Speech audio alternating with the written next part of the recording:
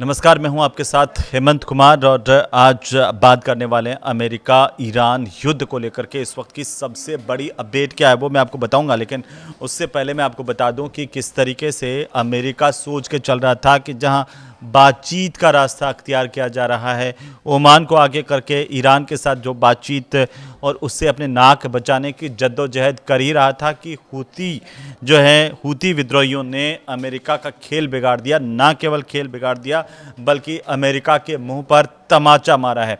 और अब अमेरिका की हालत ऐसी है कि वो क्या करे क्या नहीं करे, इस तरह की स्थिति देखी जा रही है। दरअसल जो हूती विद्रोही है उन्होंने यमन और सऊदी अरब पर बड़ा हमला किया है। यमन के 58 सैनिकों की मौत होने की अभी जानकारी सामने आ रही है और सऊदी में 11 घायल हुए हैं। कई जगह पर आग और दहशत की स्थितियां हैं। ये ईरान के समर्थित हूती विद्रोही हैं जिन्होंने सऊदी अरब और यमन पर एक साथ बड़े हमले किए हैं। जहां एक तरफ अमेरिका ईरान में बातचीत का माहौल फिर से बनने लगा था। अमेरिका को अब इस वक्त ये जो जंग है वो रोकना ज़रूरी लग रहा है। एक तरफ हथियारों की कमी है, दूसरी तरफ अमेरिका में इलेक्शंस आने वाले दिनों में। तो ऐसे में अमेरिका के सामने बड़ी चुनौती है कि कैसे अपनी नाक बचा लें। लेकिन जिस तरीके से हूती विद्रोहियों की तरफ से हमले किए गए हैं उसे लेकर के जो सऊदी और यमन का इलाका है वो थर्रा उठा है। सबसे बड़ी बात क्या है वो ये है कि पहला हमला यमन सरकार के मिलिट्री ठिकानों पर किया गया जिसमें बैलिस्टिक मिसाइल यूज़ की गई, साथ ही साथ ड्रोन से हमला किया गया है और इसमें 58 सैनिकों के मारे जाने की खबर मिल रही है। तो साथ ही साथ दर्जनों लोग यहाँ पर घायल हुए हैं और यमन के जो रक्षा मंत्रालय हैं उसकी तरफ से एक जानकारी साझा की गई है। अंतर्राष्ट्रीय मीडिया में ये बताया गया है कि सही समय और सही जगह पर जवाब देंगे, लेकिन फ़िलहाल यमन को समझ में नहीं आ रहा कि क्या करें। अब देखिए, इस वीडियो में आपको मैं हूती विद्रोहियों के बारे में विस्तार से बताऊंगा कि आखिर ये हूती विद्रोही जिनको लेकर के इस वक्त चर्चा पूरी दुनिया के अंदर हो रही है, इन्होंने तहलका मचा दिया है भाई। जिस तरीके से इन्होंने मारा है, वहाँ पर हमले किए हैं, उसको लेकर के लगातार जो अंतर्राष्ट्रीय मीडिया है उसमें हूती जो है वो चर्चाओं में आ गए हैं।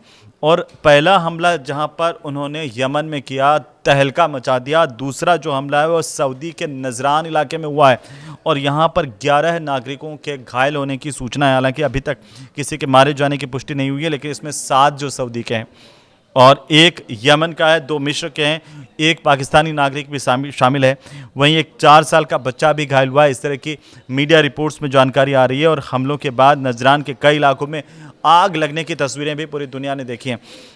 लेकिन अब इस वीडियो को आगे बढ़ाएं उससे पहले समझ लेते हैं भाई ये हूती बवाल क्या है, क्योंकि आपको जानना चाहिए कि जो हूती विद्रोही हैं जिनका जिक्र इस युद्ध के दौरान बार बार आ रहा है, ये कौन है? ये यमन के हथियारबंद शिया जैदी ग्रुप है जो हूती विद्रोही हैं और इसका आधिकारिक जो नाम है हूती का वो है अंसार अल्लाह। अंसार अल्लाह इसका गठन 90 के दशक में हुआ था और इसके संस्थापक माने जाते हैं हुसैन अल हूती और इसीलिए इनको हूती विद्रोही कहा जाता है, जिसमें बताया जाता है कि करीब 1 लाख से ज़्यादा इसके मेंबर हैं, 1 लाख से ज़्यादा इसके सदस्य हैं, 1.2 लाख बताते हैं। 2014 में यमन में राष्ट्रपति हादी के खिलाफ जो विद्रोह किया गया था और उसके बाद 2015 का सना पे याद कीजिए जब हूतियों ने फ़ायदा उठाया, राजधानी सना पर कब्ज़ा कर लिया था। तो ये जो विद्रोही गुट है वो ऐसे ही विद्रोही नहीं कहा जाता है। दरअसल इनकी ताकत का अंदाज़ा आप लगा सकते हैं कि कैसे इन्होंने 2015 में जो राजधानी है सना वहाँ पर कब्ज़ा कर लिया था। अब जो ये हूती के जो विरोधी हैं उनकी अगर हम बात करें तो सऊदी अरब हूती का सबसे बड़ा विरोधी माना जाता है। इसके अलावा अरब है, यूएई है और यमन की जो आधिकारिक सरकार है वो इसके खिलाफ है। और चूंकि हूती के समर्थकों की हम बात करें तो ईरान इसका शुरुआत से ही समर्थक माना जाता है। इसमें हमास और हिजबुल्लाह भी है।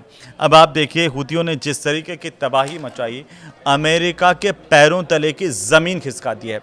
कैसे? क्योंकि पिछले 24 घंटे में क्या हुआ वो आप जान लीजिए कि 5 बड़े अपडेट्स क्या हैं पिछले 24 घंटे के, जिसमें अमेरिका और ईरान के बीच में हॉर्मुज की डील जल्द हो सकती है, इस तरह की जानकारी सामने आई। क्योंकि जो मीडिया रिपोर्ट्स है वो कह रही हैं कि हॉर्मुज को लेकर के कि अमेरिका और ईरान दोनों के बीच में जल्द एक समझौता हो सकता है, और ईरान ओमान के बीच में जो मसौदा है वो अंतिम चरण में है। लेकिन इसी बीच ट्रंप ने क्या कहा? ट्रंप ने कहा कि ईरान खुद बातचीत करना चाहता है, और दावा ये किया कि ईरान ने खुद बातचीत की पहल की है उससे।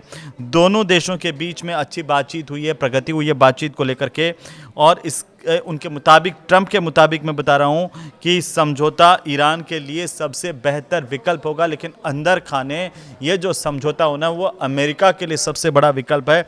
अगर ये अलग बात है, दिगर बात है कि इसमें ट्रंप जो है वो दिखाने की कोशिश कुछ और कर रहे हैं, लेकिन दुनिया को समझ में आ रहा है क्योंकि हॉर्मुज और बाब अल मंदेब में जहाज़ों की आवाजाही बहुत कम हो गई है। समुद्री ट्रैकिंग का जो डेटा है वो ये कह रहा है कि हॉर्मुज स्ट्रेट से बुधवार को सिर्फ 2 जहाज़ गुजरे थे, और जबकि तनाव से पहले यहाँ पर रोज़ाना जो है आप मान के चलिए 130 से 140 जहाज़ प्रतिदिन यहाँ से गुजरते थे, वहाँ आज महज 2 जहाज़ गुजर रहे हैं। तो ये समझौता, अगर बातचीत आगे बढ़ती है हॉर्मुज पर, तो दोनों देशों के लिए अच्छा होगा। अगर बाब अल मंदेब की बात करें तो यहाँ पर भी जो शिपिंग ट्रैफिक है वो लगातार घटता हुआ नज़र आ रहा है। अब देखिए, अगर कोई बातचीत हॉर्मुज पर होती है, हॉर्मुज पर अगर टोल लग जाता है, तो पूरी दुनिया के अंदर महंगाई को लेकर के सबसे बड़ी चौंकाने वाली बात सामने आएगी। वो ये है कि पूरी दुनिया में महंगाई बढ़ सकती है। दुनिया के 8 बड़े जो शिपिंग संगठन है, उन्होंने यूएन और आईएमओ से अब इसे लेकर के अपील किया कि भाई हॉर्मुज स्ट्रेट से गुजरने वाले जहाज़ों पर किसी तरह का टोल नहीं लगाया जाए। और उनका ये कहना है कि अगर किसी तरह का कोई टोल या शुल्क लगा तो इससे शिपिंग जो है वो महंगी हो जाएगी और वैश्विक महंगाई बढ़ेगी, यानी पूरी दुनिया के अंदर इससे महंगाई बढ़ सकती है। उधर लेबनान की अगर हम बात करें तो 2 इजरायली सैनिकों की मौत होने की जानकारी सामने आ रही है लेबनान से, जहां पर एक इमारत में तेज़ धमाके हुए हैं, और यहां बताया जा रहा है कि 2 इजरायली सैनिक इस दौरान मारे गए हैं। लेकिन अभी जो खबर है ईरान के भीतर से वो ये है कि ईरान के कुछ सांसद ऐसा मान रहे हैं कि ओमान को आगे करके जो है वो अमेरिका ईरान से बात कर रहा है। सीधे चैनल से बात नहीं हुई, तो अमेरिका ने क्या किया, ओमान को आगे किया, और ओमान और ईरान दोनों के बीच में बातचीत को जो है वो शुरू किया। ये दावा ईरान के एक सांसद की तरफ से किया गया है, क्योंकि हॉर्मुज स्ट्रेट को लेकर के अमेरिका ईरान के बीच में ओमान के ज़रिए बातचीत चल रही है, और उनके मुताबिक अमेरिका सीधे बातचीत करने के बजाय क्या कर रहा है, ओमान को अब मध्यस्थ बना रहा है और आगे कर रहा है। ये खुद जो है वो ईरान के एक सांसद की तरफ से दावा किया गया है। ये कहा गया कि हॉर्मुज स्ट्रेट का जो प्रबंधन है वो ईरान के हाथ में होगा, और यहाँ से गुजरने वाले जहाज़ों से माल की कीमत का 7% टैक्स लिया जाएगा, जिसमें 75% हिस्सा जो है वो ईरान का होगा, 25% का जो हिस्सा है वो ओमान को मिलेगा। ये जो दावा है वो ऐसे वक्त में सामने आया जब हॉर्मुज की सुरक्षा और समुद्री व्यापार पर पूरी दुनिया, खासकर हिंदुस्तान के भी, भारत जैसे तेल आयातक जो देश हैं उनके भी पूरी तरह से नज़र है, और ये सब के लिए एक बेहद अहम मुद्दा है। लेकिन अब आप सोच रहे होंगे कि मैंने हूतियों का जिक्र किया, उनका इतिहास बताया, उनके हमले बताए, तो हूती अब इस जंग में क्यों कूदे हैं, ये बहुत बड़ा सवाल है।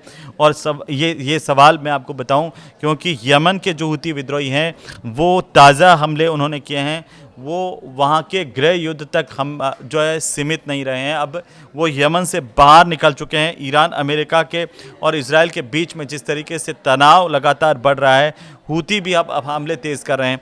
अब इसकी वजह ईरान और हूतियों के बीच में जो रिश्ता है लंबे समय से, वो माना जा रहा है कि आखिरकार ईरान हूतियों का समर्थक रहा है, और एक रिश्ता हूतियों और अमेरिका, ईरान के बीच में है। इसी वजह से हूती अब इस जंग में कूद गए हैं। जो हूती यमन का शिया विद्रोही संगठन, जैसे मैंने आपको बताया था कि 2014 में कैसे उसने राजधानी सना पर कब्जा कर लिया था, तब से वो यमन की सरकार और सऊदी नेतृत्व वाले जो गठबंधन है उसके खिलाफ हूती लड़ रहे हैं। अमेरिका उसके सहयोगी देशों का ये आरोप है कि ईरान जो है वो हूतियों को हथियार, ड्रोन, मिसाइल तकनीक मुहैया करवाता है। आप इस हमले में भी देखिए कि हूतियों ने किस तरीके से ड्रोन से हमले किए हैं, मिसाइल से हमले किए हैं और तहलका मचा दिया है। और ये भी कहा जा रहा है कि जब भी अमेरिका या इजराइल ईरान पर सैन्य दबाव बढ़ाते हैं तो ऐसे में हूती अपने हमले तेज़ कर देते हैं। इनका मकसद जो है वो विरोधी देशों को एक साथ कई मोर्चों पर उलझाए रखना है, और ताकि ईरान पर पड़ने वाला जो दबाव है वो कम किया जा सके। लेकिन यमन के 5 हिस्सों को अगर हम देखें तो अलग अलग गुटों के कब्ज़े में हैं ईरान के जो यमन के 5 हिस्से हैं, जिसमें आप देखिए सना को देख लीजिए, जो राजधानी है अदन को देख लीजिए, यहाँ सब जगह हूती विद्रोही हैं।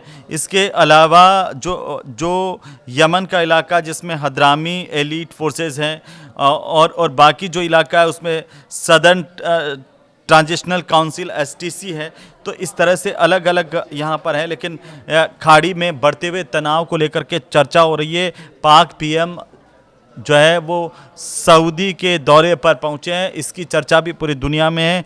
ईरान अमेरिका का तनाव, हूती के हमले और लाल सागर में जिस तरीके से हालात बिगड़ते हुए नजर आ रहे हैं, वहाँ इन तीनों नेता क्षेत्रीय सुरक्षा को लेकर के एक रणनीति बनाते हुए आगे दिखाई दे रहे हैं।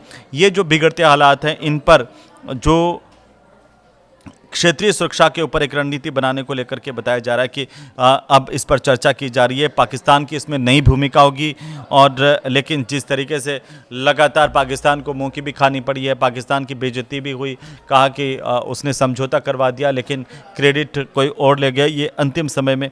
लेकिन अभी जिस तरीके की खबरें आ रही है वो ये है कि यमन में हूतियों के हमले के बाद मरने वालों की संख्या में लगातार बढ़ोतरी हो रही है। सवाल यह है कि हूती इस युद्ध में कूदे हैं तो अमेरिका के मुंह पर क्या ये बड़ा तमाचा है? अब अमेरिका के सामने क्या विकल्प है? क्या अमेरिका ईरान जंग का कोई सोल्यूशन निकल पाएगा? ये आप ज़रूर से कमेंट करके बताइए। और आखिरकार आप इसे कैसे देख रहे हैं कि हूती आखिरकार जब हमले कर रहे हैं तो अमेरिका के लिए कितना बड़ा परेशानी का सबब बन सकते हैं?